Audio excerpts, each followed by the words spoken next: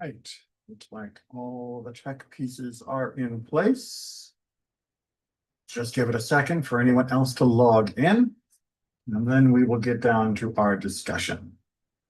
For those of you that have been studying with me on Wednesdays for a while, you'll know that we just finished our main discussion regarding the topic of suffering, and we've been doing that for quite a few months.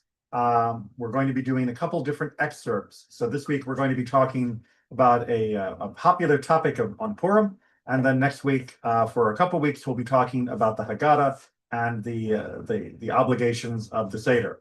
So just to give you a little bit of a heads up, we're sort of topic skipping for a while, and then I'll let you know when we're going to begin a longer course and what it's about when I've got that settled. Just making a few inquiries before we get that in place. All right, it's 12:01. I think that's probably about right.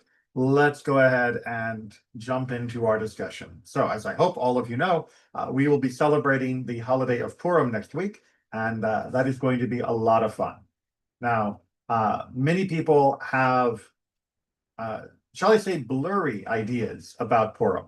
I've talked in many other classes in the past about the story itself, but I want to go over one of the places where there is the most misconception. I think there is some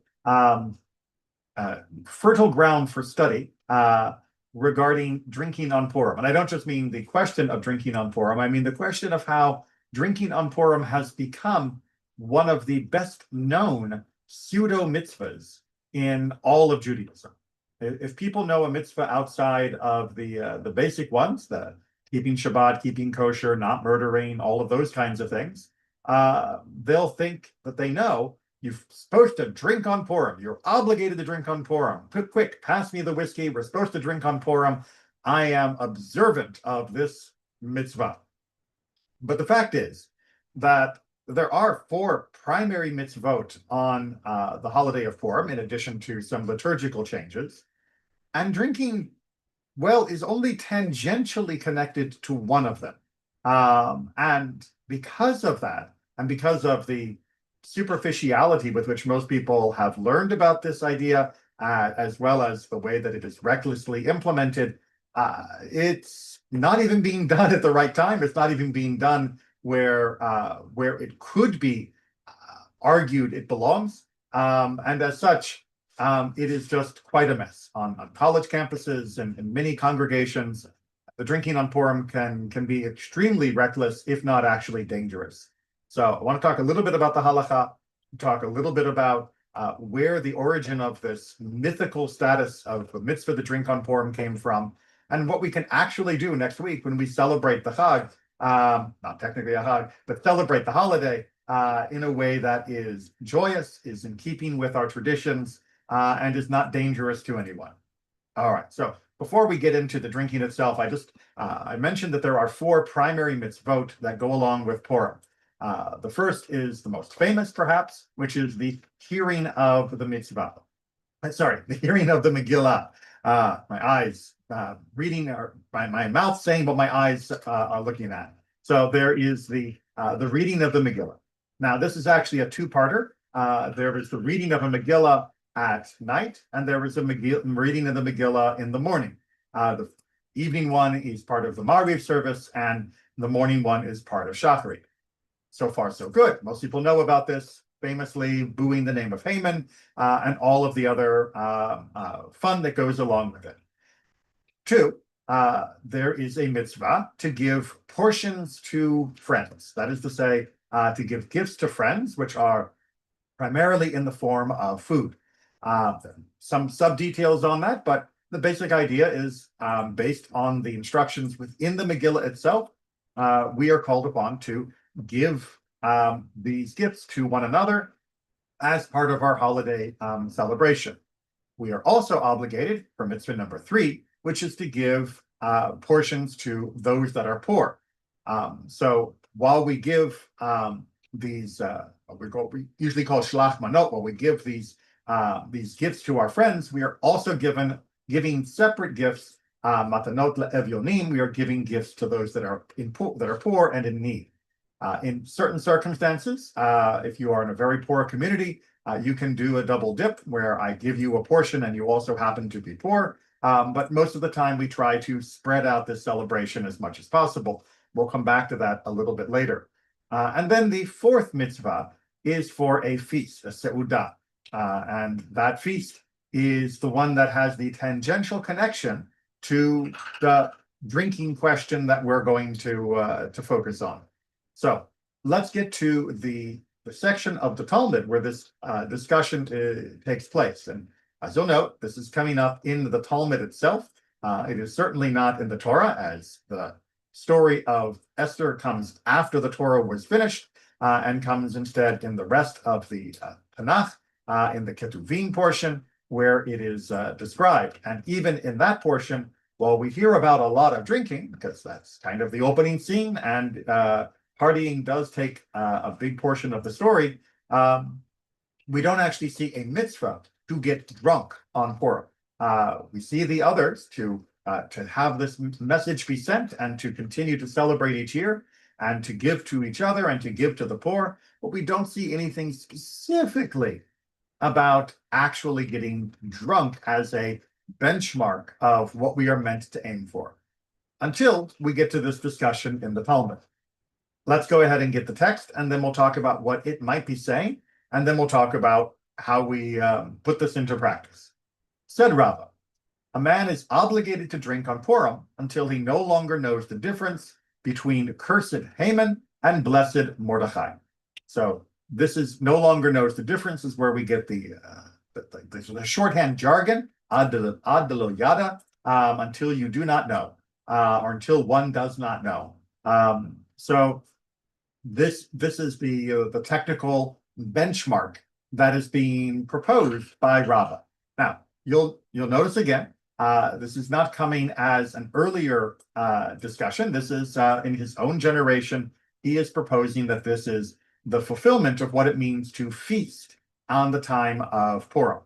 Now, what is the standard then? Because he's given a benchmark until you cannot tell the difference between cursed Haman and blessed Mordechai.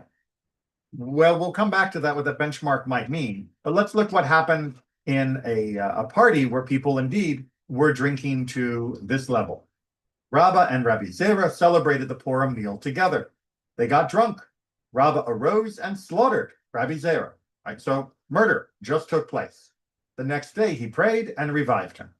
The following year, Rabbah said, with the master, meaning Rabbi Zera, like to come and we will celebrate the Purim meal together. Rabbi Zera said to him, a miracle does not occur every hour. All right, anybody who thinks that the Talmud doesn't have a sense of humor is not paying attention, because that is a very tongue-in-cheek, biting retort here. So let's get the story from part one. Make sure we got it clear, because the Talmud does speak in a very terse manner, and sometimes it's a little quick. So the two rabbis get together and they're having the Purim meal. Now, what is that Purim meal? Well, that is the seudah. That is the feast that I mentioned earlier on as being one of the four mitzvot of Purim. While they're having the feast, they indeed get drunk, seemingly in fulfillment of what Rabbah had stated was an obligation. And indeed, they got so drunk that Rabbah is now unable to control his behavior, and he murders Rabbi Zera. So that is a pretty ad lo yada. He doesn't know what he's doing. Obviously, he wouldn't have murdered him had he been sober. And this is a level of inebriation that is bringing about a horrible crime. The next day, meaning after he woke up from his hangover and stupor, he realizes what he has done, and he prays, and there is a miracle, and Rabbi Zera is revived. Now, we can argue about exactly whether it was full-on murder, or whether this was he beat him senseless and then he was panicking, hoping that he would revive. We can interpret this in many different ways. But the basic skeleton of the story, which is usually all the Talmud gives us, is that there was a lot of drinking, violence followed, implied as a consequence of that drinking, and then there was a lucky reprieve that the consequences of that violence were not more severe. And then, of course, we reach the punchline. following year, Rabbah, who was the attacker, remember, offers to host the party again.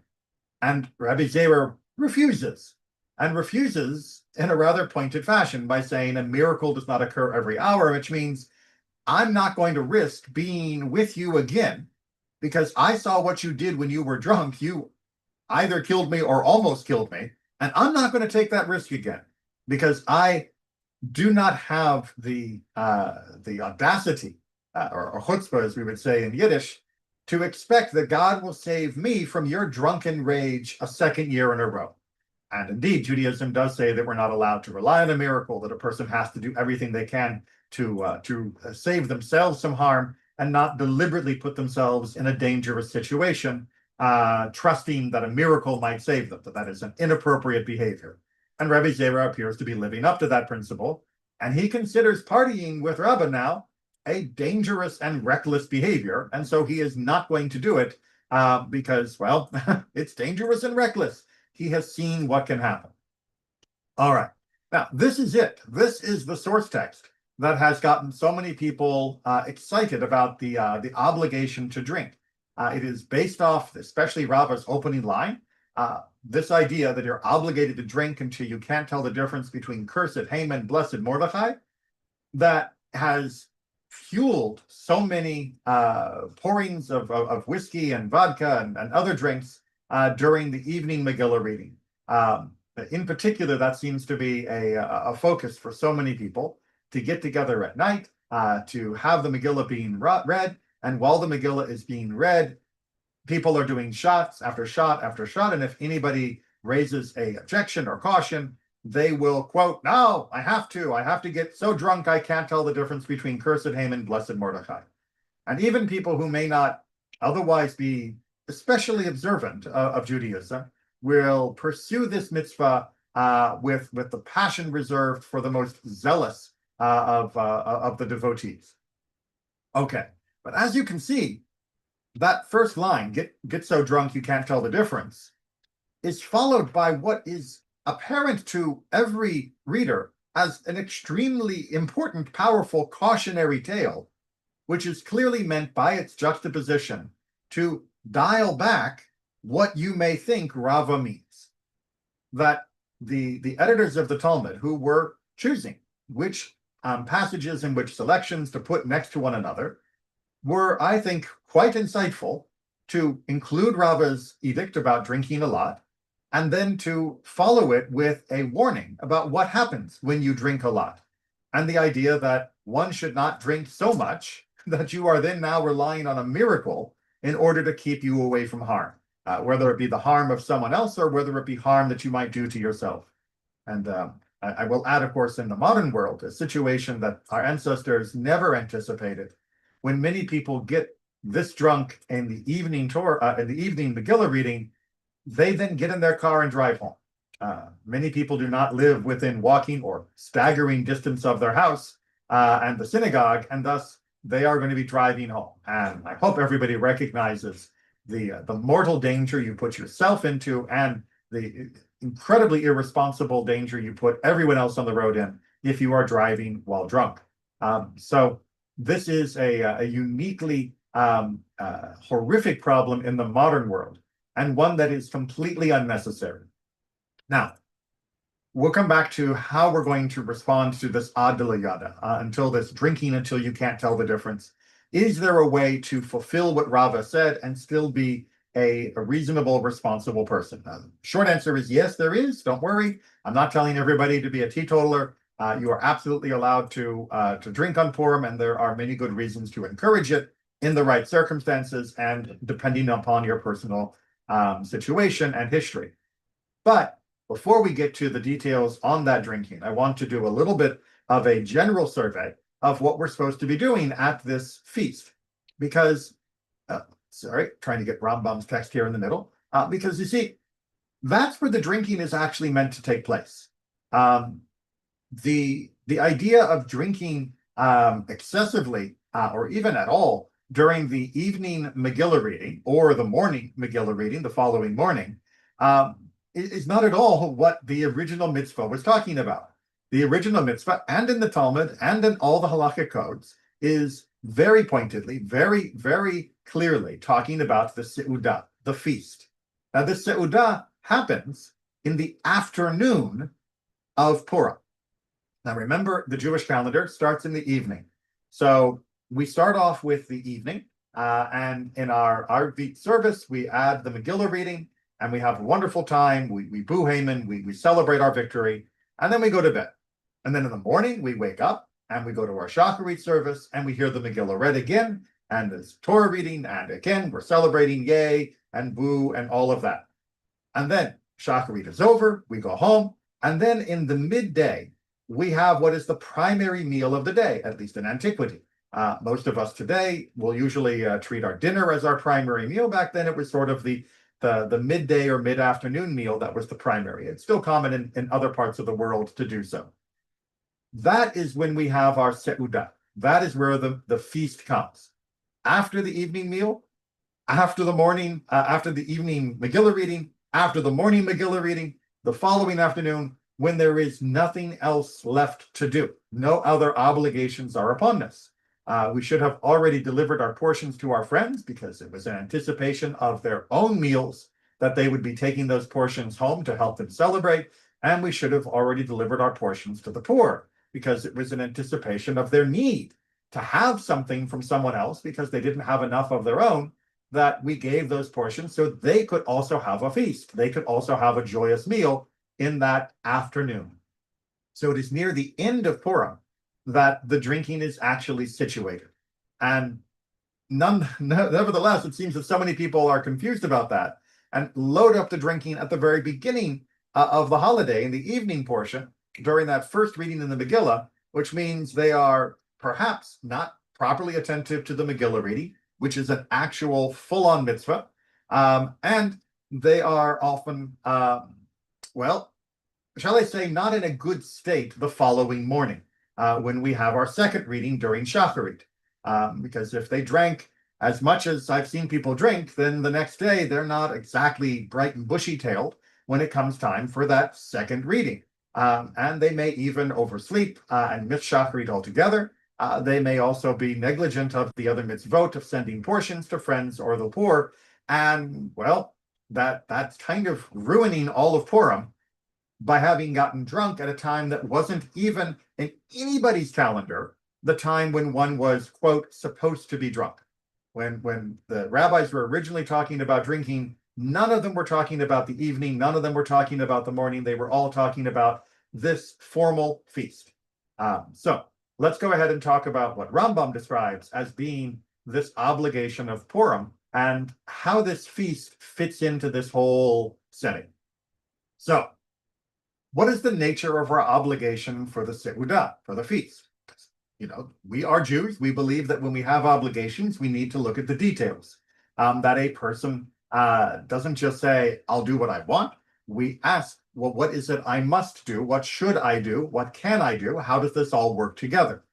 Well, a person should eat meat and prepare as attractive a seudah as his means permit. So our tradition already understands that not everybody has the same financial means. So what is the core components? Well, meat, which unlike the modern world, meat was a luxury good for most people. It was not part of a weekly menu. It might not be part of a monthly menu. If you were lucky, you might be getting meat on Shabbat sometimes, maybe fish as a substitute because of poverty, or what we would call poverty today. But back then it was normal for people not to be able to get meat all the time. Remember, no refrigeration and preservation of meat usually meant turning it into jerky. And that's not exactly what is in people's mind about having a lovely meat meal. So meat was a luxury. And this was a time when you should save up to have that luxury. And every other detail should be according to your means. And he should drink wine, says Rambam, until he becomes drunk and fall asleep. So Rambam is interpreting what was said by our statement in the Talmud, not as get so drunk that you can't tell the difference, but instead get so drunk that you doze. That this should be a more excessive level of drinking than the average person might normally do. But rather than reaching a level where you are prone to violence, it should simply be you have a drink, you get sleepy, you take a nap after your meal. This is definitely more indolent, more luxurious than the average person would do on a regular day, but it's a holiday. And this does give a certain extra element of unique celebration to the holiday of Purim. Now, he continues to put this in context with our other obligations, the other mitzvot. Also, a person is obligated to send 2 portions of meat, 2 other cooked dishes, or 2 other foods to a friend. So he's getting into the details of how we can fulfill this obligation based on, meaning the quote of, sending portions to one another, taken from the book of Esther. This mitzvah is known in the modern world as mishloach manot.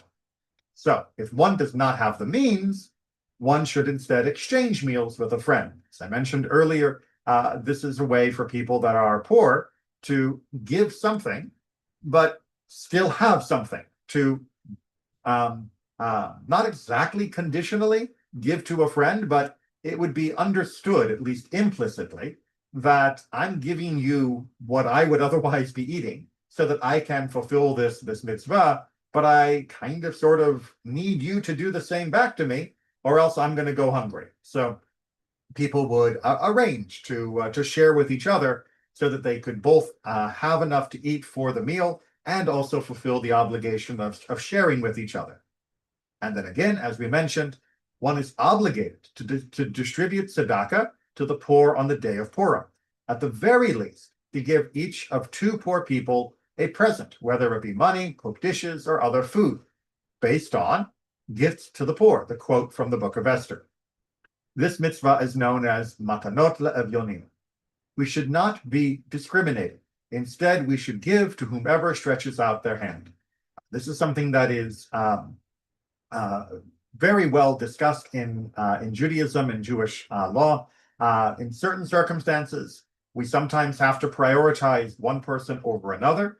If somebody is starving to death, they take priority over somebody who has no clothes. If someone has no clothes, they take priority over somebody who does. There are priorities when we're giving tzedakah. In this particular case, when we are giving to the poor on Purim, we should be less discriminating, less worried about the hierarchy of need. But if we see somebody in need, we give them. And there should be less hesitation and less worry that we're not prioritizing the right recipient. In general, Judaism is not overly concerned about prioritizing the right recipient as long as we have the capacity to help everyone. But occasionally there is a hierarchy of based upon need, but it is based upon need, not based upon like or how, quote, deserving I think that person is. It's how needy I think that person is. So we've now done our obligations. We've talked about our own meal. We've talked about giving to our friends. We've also talked about giving to the poor. But Rambam is going to give us a little bit more of an insight that goes beyond the minimum definitions of obligation that he has used in the first 3 paragraphs. It is better to be more liberal with their donations to the poor than to be lavish with their seudah or sending portions to friends. Meaning when you're putting your budget together and you say, okay, I've got 3 different food-based mitzvahs, 3 different expenses that are going to happen for my holiday celebration. I've got my own meal, I've got gifts to my friends, and I've got gifts to the poor. How do I divide that up? Well, Rambam is saying, look, as far as the obligation goes, I've already laid it out.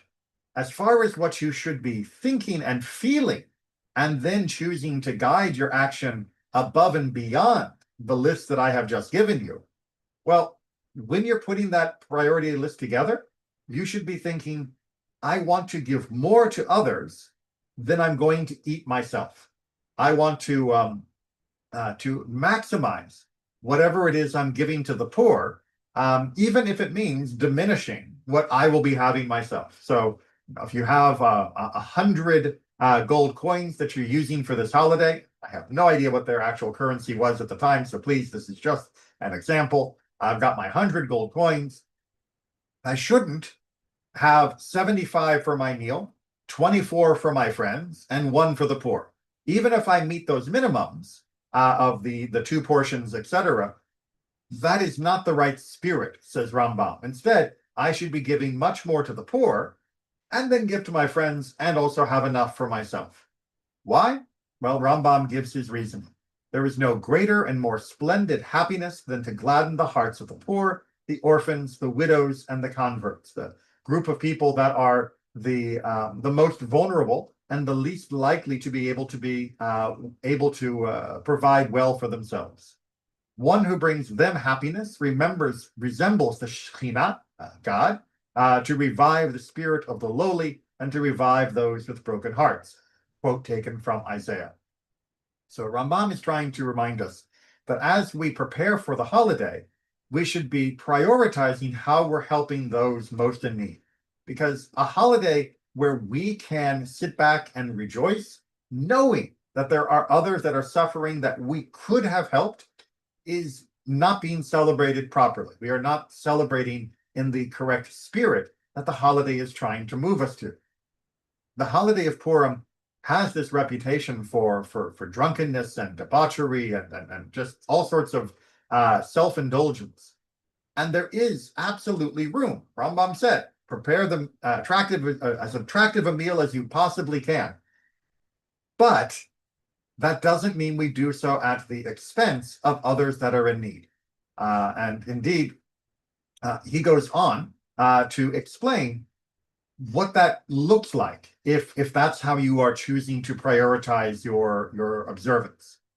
Elsewhere, Rambam adds, when a person eats and drinks, there should be a D there, eats and drinks in celebration, but locks the gates to his courtyard and does not provide for the poor and bitter souls meaning those that are in trouble, his happiness is not the happiness of mitzvah, but the happiness of his gut. Such happiness is a disgrace, based on, I will spread dung on your faces, the dung of your feasts. So what counts as a feast that's covered in dung? It's a feast that is entirely based around stuffing your belly rather than actually celebrating together with God.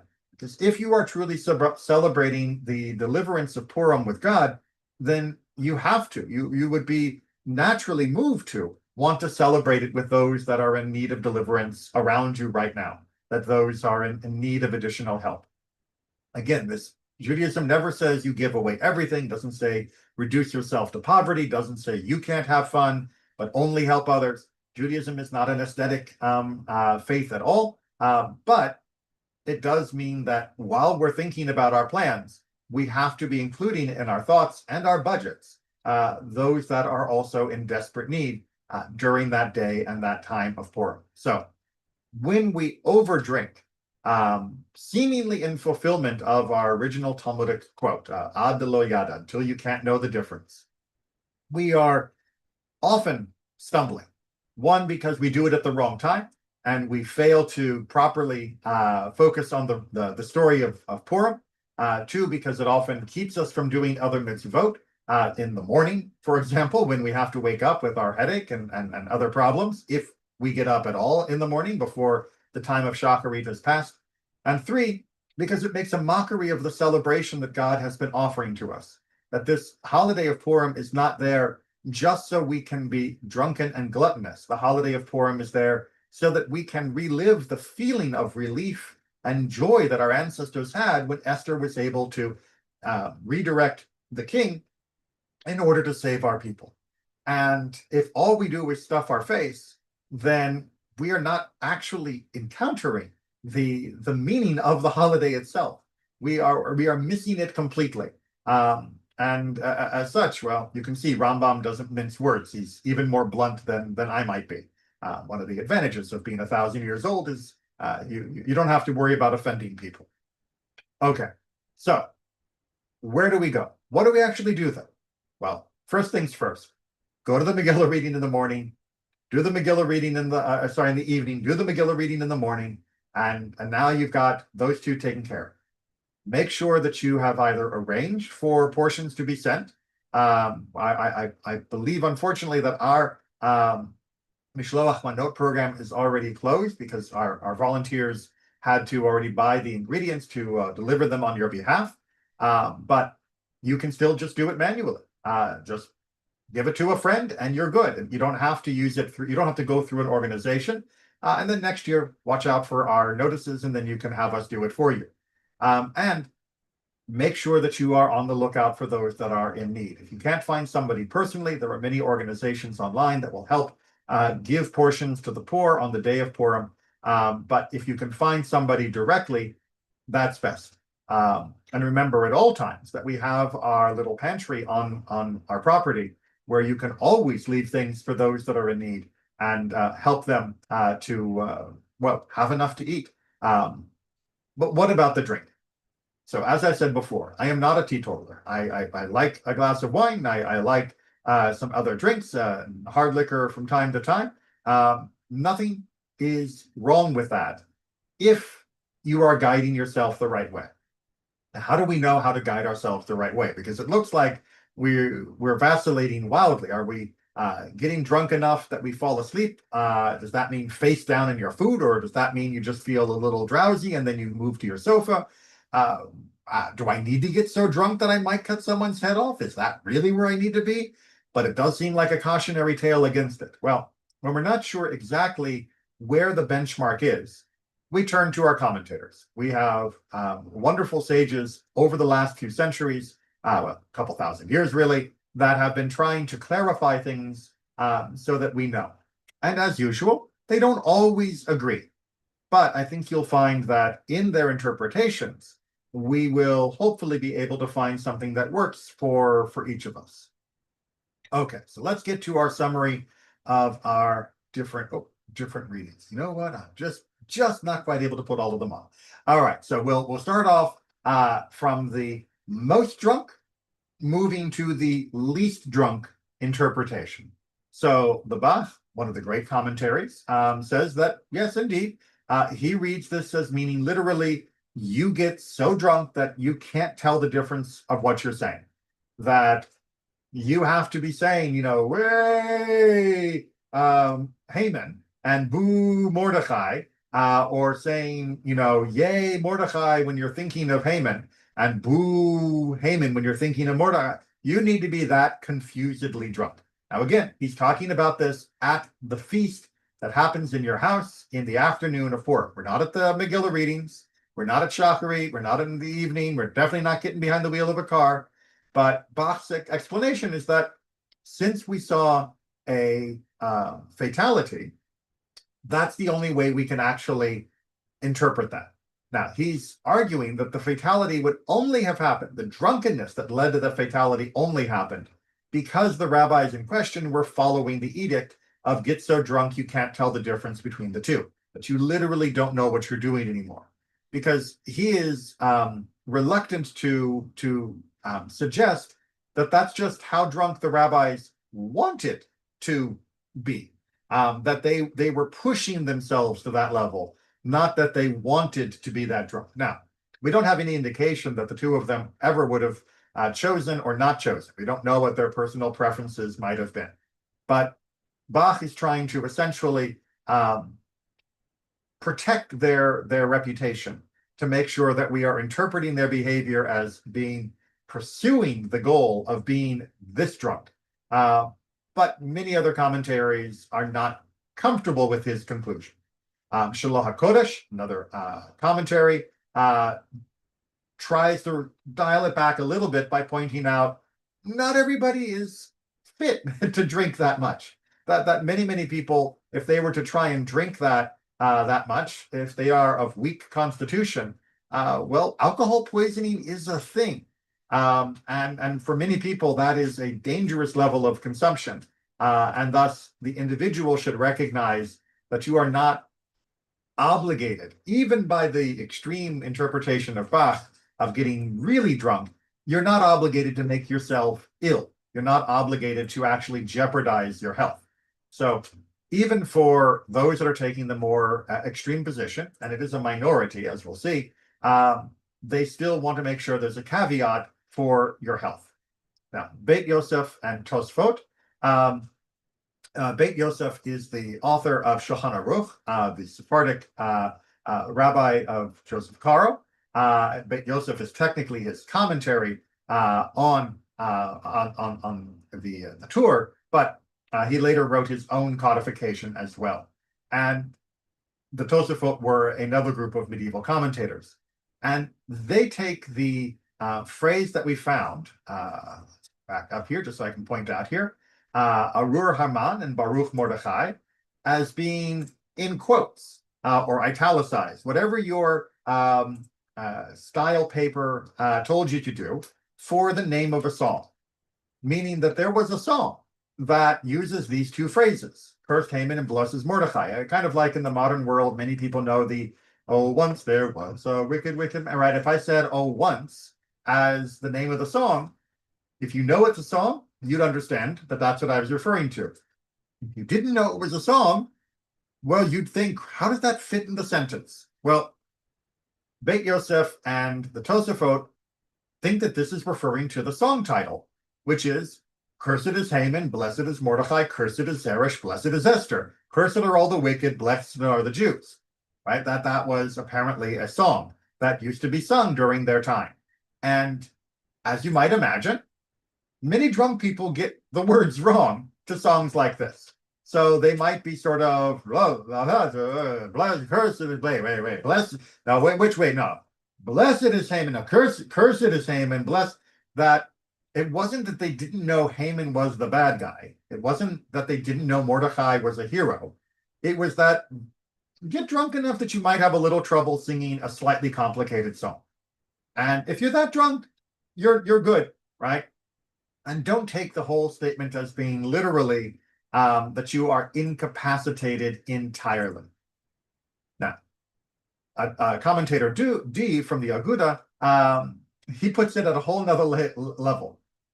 He says, no. Arur Haman and Baruch Mordechai, if you do the math, they actually are the same in gematria. A reminder that in Hebrew, the letters are also numbers, and you can often have a lot of fun by converting the letters of a word or a sentence into its numerical value, and then comparing it to the numerical value of other words or sentences. And lo and behold, if you do the math, Arur Haman and Baruch Mordechai both work out to equal 502. Now, I don't know about you, but my mental arithmetic isn't good enough for me to do that while I'm sober. Maybe with a piece of paper, sure, then I'd be okay. But basically, he's saying you get a little drunk to the point where you can't do mental math.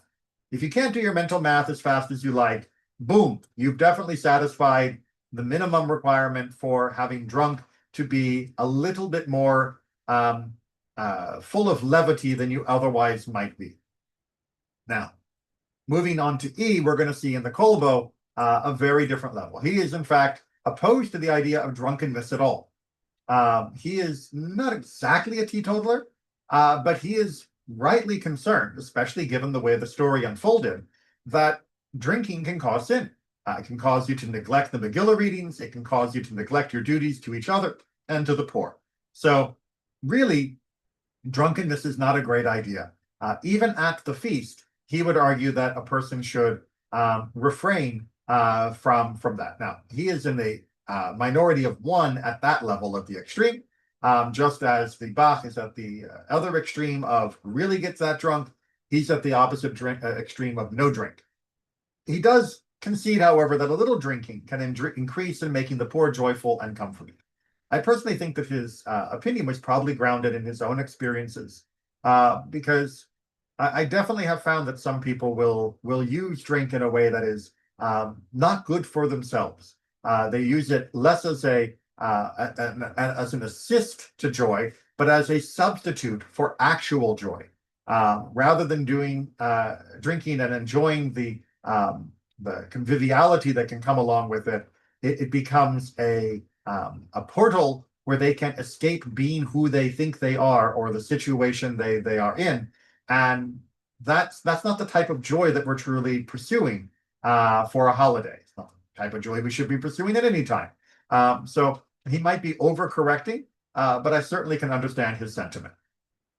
Sfat Emet gives us a more moderate interpretation, where the drinking just means to rejoice, right? Drink in a way that makes you happy, meaning if you want to drink a little and you're good, or not drink at all, that's fine. And when you're drinking, just, like in the story, the drink should continue, right? Very often we have a little bit of drink and then we're done. Now, you might be wondering, why do you have to encourage people to drink? Well, alcohol of this amount would sometimes be expensive. And so really they're debating about what this needs to be how this needs to be figured into your budget. As if you're obligated to drink to the point where you are doing violence to each other, that's a very expensive order. If you're obligating someone to keep their cup full, that's more moderate. And if you're obligating someone to not drink at all, well, then that's basically free. We'll see in the Ramah, which is the Ashkenazic response to the Shulchan Aruch, which was written by Beit Yosef that we mentioned before. Some say that drinking enough to put you to sleep is plenty, meaning Rambam, we saw, who also argued that we just drink to the point where we are drowsy, because while asleep, no one can tell the difference between anything.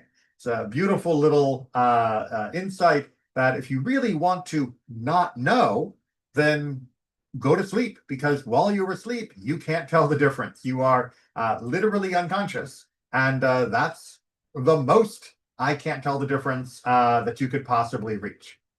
So the Ramah is, of course, the primary source for modern Ashkenazic practice, even though his interpretation here is, unfortunately, often ignored, even by people who claim that they are pursuing this mitzvah. And then the Mishnah Brura, which is a commentary on the Shulchan Aruch, finishes off our idea as saying, yes, drink to the point where you might fall asleep, but not before you do everything that you need to do. Right? If you haven't delivered your portions to your friends or to the poor, then you definitely do not want to get that drunk, because boom, you've just missed an actual mitzvah. Our sages were very conscious of the necessity of giving ourselves over to joy, of having days, moments, and times when we could allow our hearts, which were often burdened by hardship, poverty, war, strife, plague, all the other problems of classic life in the ancient world and pre-modern world. They knew we had to budget in celebration. We had to build it into our calendars and build it into our lives. But they also knew that it was very easy to slip down that slide of, well, I'm doing this for a holy reason, past the whiskey. And they were reluctant to wholeheartedly say, that's okay. So Rambam gives us our guidance regarding our budgets, of how much we help ourselves and how much we help others. And then our other sages try to help us understand that there is a limit for our understanding of what we should be doing here. Yes, make yourself joyful. Drinking certainly is a on theme way of celebrating for the story of Purim, where so much happens at parties. But ... But don't take a single statement by one rabbi as being a literal benchmark that you have to reach at the risk of your health and the safety of others around you. Recognize that even in the original place in the Talmud where it's discussed, a cautionary tale is presented immediately after in order to curtail that type of excess. And thus, when we get together for Purim next week, we will be giving out some prizes of little mini drink for your trivia participation and other help with the celebration. But don't look at that as being an invitation to get slammed.